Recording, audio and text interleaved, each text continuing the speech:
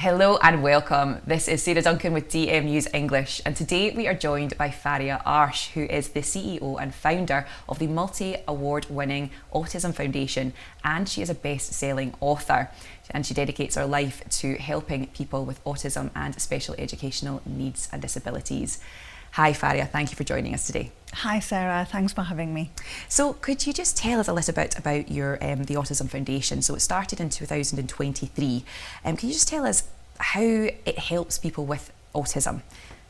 So Autism Foundation is a social enterprise, and I set it up in 2023 after the success of my book, Toilet Training for Autistic Kids and Children and Adults. So here's the book, and so this book is based on real life story of my daughter who is now 17, but I wanted to toilet train her when she was 8 years old. And to my surprise, there was no support out there. I went to all the health professionals, I went to the special educational needs schools, and there was no support on how to toilet train somebody who has severe autism, ADHD and epilepsy. So I decided to create a method at home to toilet train her. And then I launched a book because that method was successful for my daughter Afia, and it was successful for some pupils that I worked with. So I launched the book in 2023, and that's when the Autism Foundation was formed. Incredible. And so with the book, helping people, helping children and adults learn how to go to the toilet independently themselves, what else does the foundation do on top of that? How have you built up from with the book? With the success of the book, I started doing toilet training workshops alongside it. And then people started approaching me, mainly organizations. They started asking me, can I do autism specific workshops for them? And I said, of course I can, because I had been working in a special school for a very long time. So I've got professional experience and I've got personal experience as well. And alongside that, I'm also an ADOS 2 trained assessor for autism. So I started developing these courses and these training courses for parents, carers, and professionals as well. So I give my training, which is based on toilet training, that is directly linked to the book, and the other training is about autism. So that one specifically, we dive deep into what exactly autism is, but autism also comes with challenging behavior. So we look at how can we support an autistic person to overcome those challenging behaviors. But by supporting an autistic person, we are basically enhancing their lives and their parents' lives, their families, and everybody else. And could you just tell us, when you say within the book you tell us what autism is, could you just explain to us a little bit about what autism actually is to anybody who doesn't know? Yes, of course. So autism is a neurological condition. It's from birth, and it's loosely divided into three areas: level 1, level 2 and level 3. Level 1 basically is the mild side of the spectrum, level 2 it falls in the middle, and level 3 is the severe side of the spectrum. So as an example, my daughter Afia, she's on the severe side of the spectrum. She's completely non-verbal, so she cannot talk. She uses an iPad and an app on that to communicate with us. If she wants something, she can ask using the iPad, and it took a long time for me to get her to this stage that she's able to communicate with me. But it's basic communication. It's food that she likes and she wants. It's not a communication that you and I would have. So autism comes with many challenges. And the first thing, as an ADOS 2 assessor, what we look at is, we look at speech, we look at social interaction, and we look at repetitive behavior. But most of the times, when we have a young baby, parents often see the lack of speech. So when they see that, and that's what happened with me. So when Afia was around 8 months old and 12 months old, I realized that she had stopped babbling. She did not want to interact with me anymore. So those were the first signs that I saw in Afia, which were different to my firstborn, because I have another daughter who's now 21. That's how I knew, okay, there's something missing here. I need to get her checked by the GP, which I did when she was 12 months old. And that's how we started looking deeply into it. And that's how we discovered that she has autism. And when you discovered that your daughter had autism, so then you said that there wasn't much help there when it came to toilet training. Did you Yes. find that there was much help anywhere else in any other areas within the education system or any other support out there? Or do you feel that that was lacking? Well, there's always gaps in the system, but at that time, to be honest, I was quite lucky in the sense that when Afia got the diagnosis of autism, the waiting lists weren't that long. If I were to compare it to now, the NHS is in crisis, as we all know, and so is the education sector. It's all because of the funding cuts and so on. So I kind of feel that Afia got the diagnosis and she started her schooling at a time when we weren't in crisis from the NHS point of view and the education point of view. So we were quite lucky in that sense that Afia started at a really good special school from the age of 2.5, and then they helped me and they helped Afia as well, and I wanted to support Afia better, and that's how I got into working in a special school.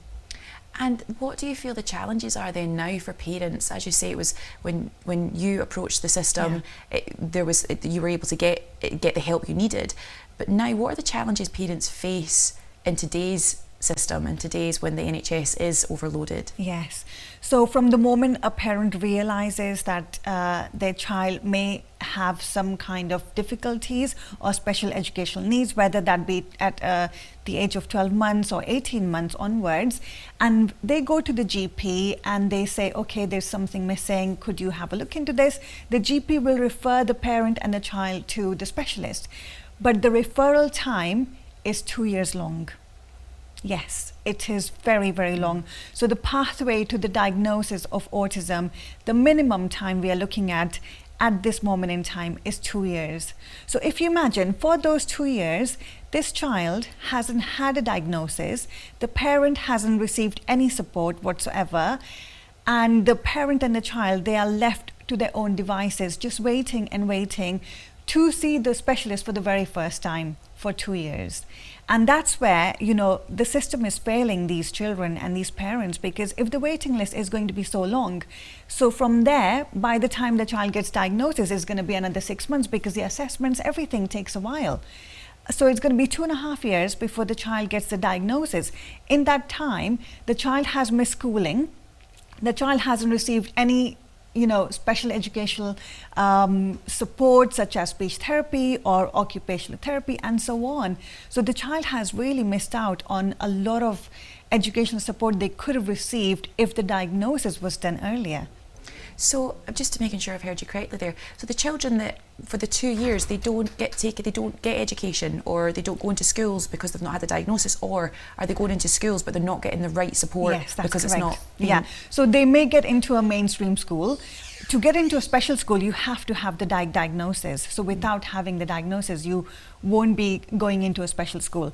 So this child may end up in a mainstream school, but of course the mainstream school is not equipped to provide for this child, and they're not getting any support. And a lot of the times what happens is, because this child is struggling so much in a mainstream school, because they're not fully equipped, the child ends up staying at home.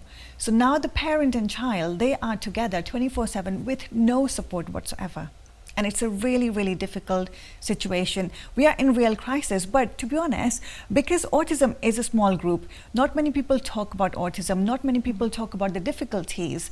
And it's been overlooked by so many authorities, because parents can only do so much. They are looking after their children 24/7. And as I said, autism comes with challenging behaviors.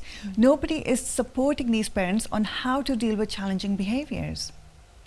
And that's, you provide programs, don't you, for Yes. helping parents? Could you tell us a little bit more about that? Of course. So my training is online and it's face-to-face as well. And the good part about it being online is I have had people from around the globe join the training.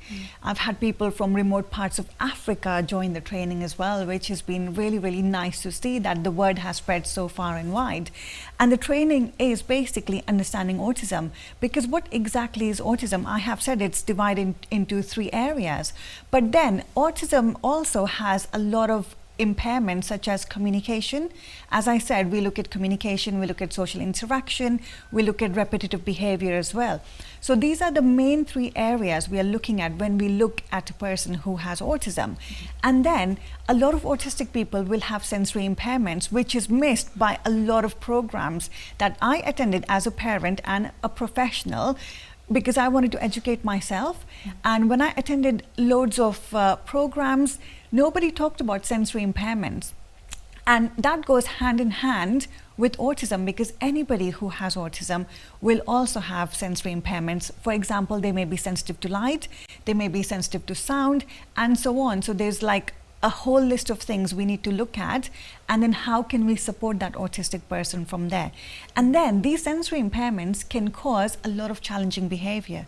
The communication difficulties can cause a lot of challenging behavior. So for example, my daughter, who's completely nonverbal, if we didn't have a device for her that she could ask for the food she wanted, she would be really frustrated.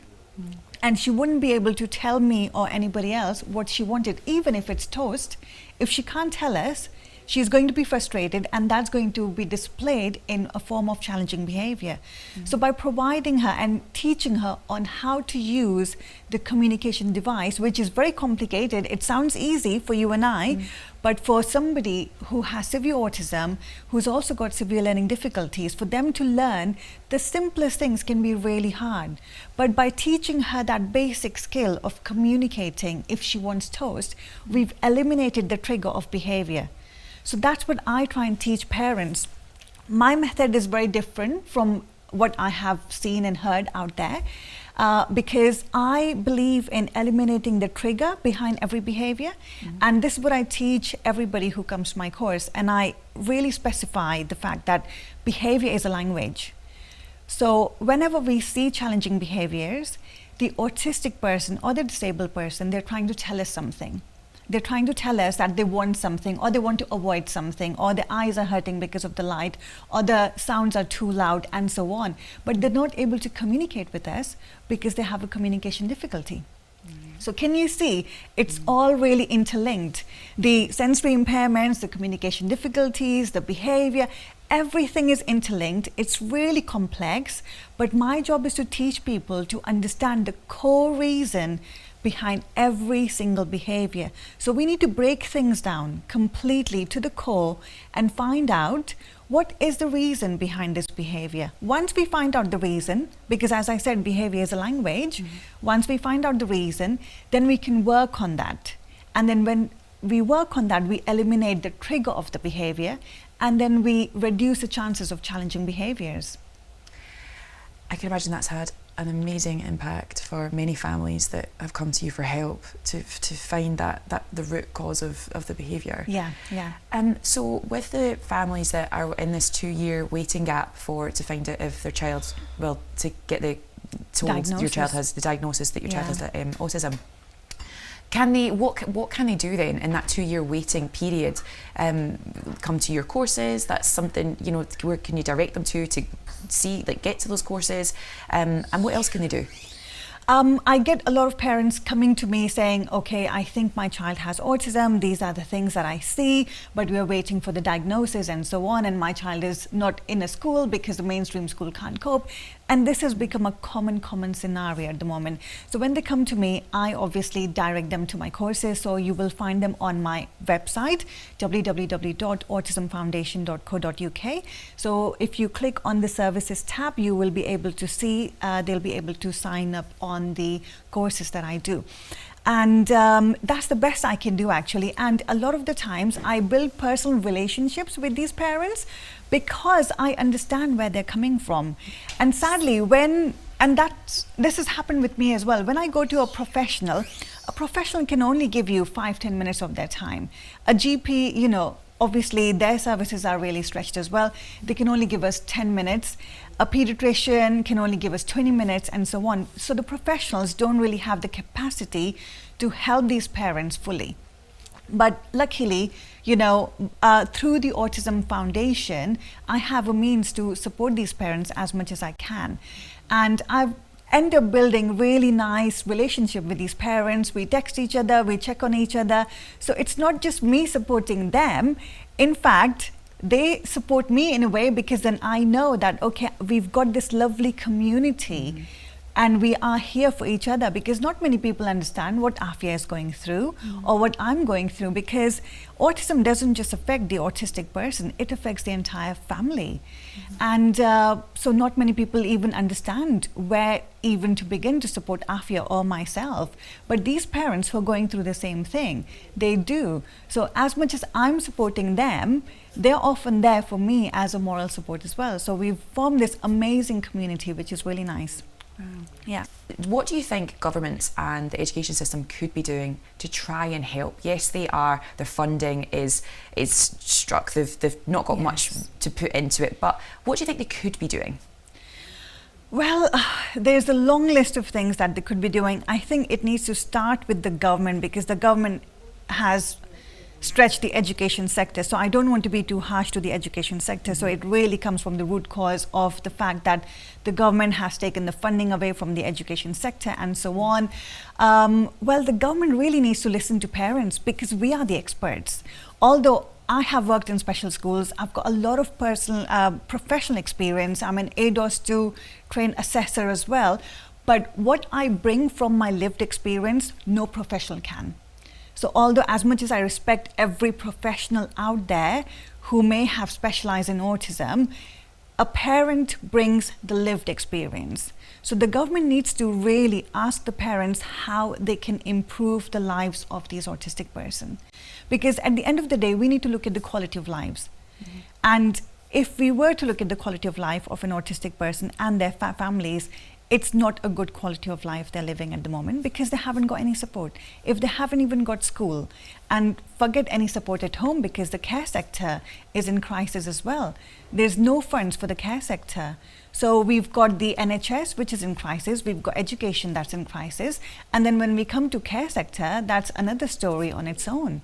And are you finding, so then a lot of parents with autistic children, do they have to stay at home with the child then and not go to work? Yes, that is happening. And especially after the age of 18, everything changes. So that's the transition Afia is going through.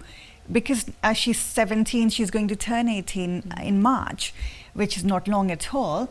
And everything is changing for her. Her care package is changing, and her college will change in probably a year or so. And I am really uncertain of her future. And I've seen a lot of parents, they've had to leave their jobs because after the age of 18, the child does not get a placement into a college. And then the child is home full time and the parents are home with them. And is there nowhere, so at this moment, is there anywhere that they can go to even socialise themselves and not be stuck at home all the time as well? Because here with autism, you have the social interaction difficulties as well. So that's adding another layer of complexity. Yes, so autistic people really struggle to socialize. It's not that easy for them to go to a supermarket. Doesn't matter what level they're on. You know, even people who are on level 1, a lot of things can be very, very challenging for them. So for my daughter, Afia, again, I'm going back to level 3 here, because that's my lived experience. And a lot of parents who come to me, they have children on level 2 or level 3. Because that's the area, that's another subgroup of autism, because, you know, things are so complex and so hard for the autistic person and the family as well. It's a completely subgroup in itself within the autism spectrum. So for my daughter Afia, I cannot take her to a supermarket to do any shopping with her. And I can't go without her because I've got nobody to leave her at home. So I heavily rely on the time when she's at college. But after 18, I'm not sure what her future will be. Is she going to get the placement in the college? If she doesn't, she's going to be home. How will I do my everyday things? How will I work? How, you know, it's a very uncertain future, sadly, for the autistic person and for their parents. Yeah. And they don't, by the sounds of it, they're not getting much support from the government then at all. And it's actually getting worse. It's getting worse because, you know, the funding isn't there and things are only getting worse. As I said, things where a lot better when Afia got the diagnosis. Getting into special schools did not have such long waiting lists. Getting a diagnosis did not have a long waiting list. So, and that was about 15 years ago. So in these 15 years, things have gotten worse and worse. And with the community you are creating through the foundation and through your programmes, what do you feel the benefits are, the main benefits you've seen for families through your programme and through the community you've created? So I really believe in real life impact. Awareness is absolutely amazing. I really believe in raising awareness for autism. So now we are talking, you know, this is raising awareness of what autism is for people who don't know. But at the same time, we also need to take it one step further. We need to make real life impact. Unless there's actually a real life impact in an autistic person's life or in their families, my job isn't done. So the toilet training workshop and the autism workshop is purely built on making that real life impact.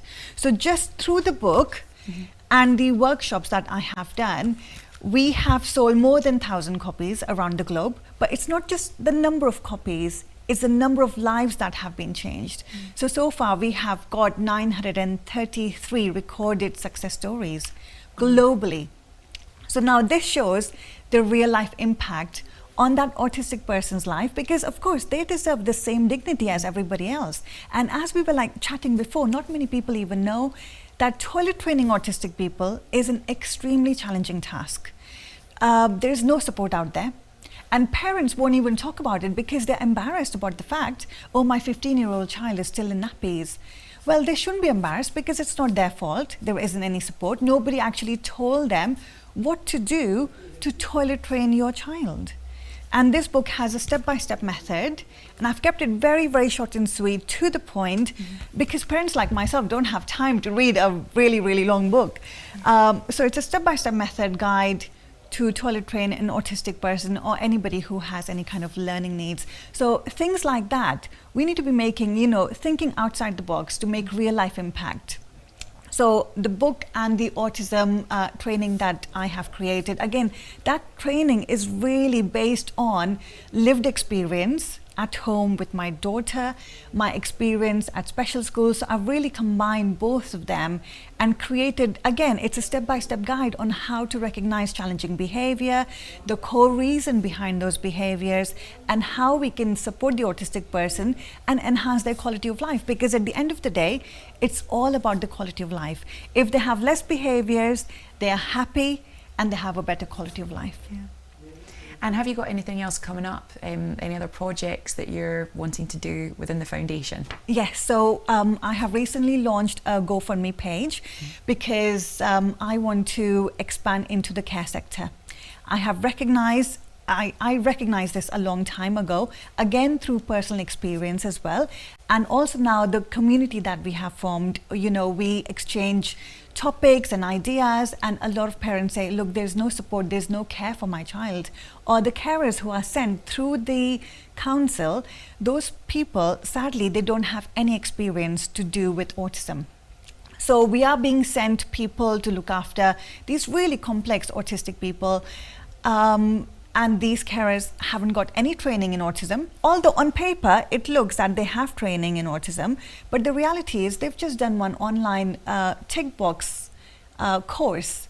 So what has that course actually taught them? It's just a tick box on the certificate that they have achieved autism training, but have they got any experience working with anybody who has autism? No, they haven't.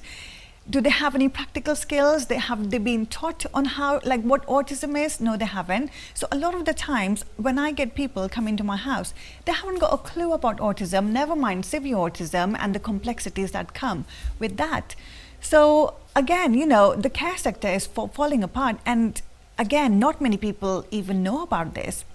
But I keep a close eye on the fact that every other day there is a new story of abuse of either a disabled person or an autistic person in a care home or even a special school.